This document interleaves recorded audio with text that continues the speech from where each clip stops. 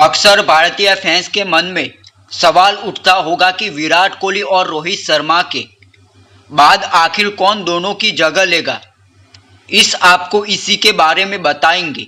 जब एक बार सचिन तेंदुलकर से एक इवेंट के दौरान पूछा गया था कि उन्हें रिकॉर्ड कौन तोड़ सकता है, तो उन्होंने विराट कोहली और रोहित शर्मा का नाम लिया था। विराट कोहली और रोहित शर्मा टीम इंडिया की पहचान रहे हैं। इन दोनों ही बल्लेबाजों ने भारत को कई सारे मुकाबले अपने दम पर जितवाए, लेकिन अब विराट 35 साल और रोहित शर्मा 37 साल के हो गए हैं। उन्होंने टी20 इंटरनेशनल को अलविदा कह दिया है।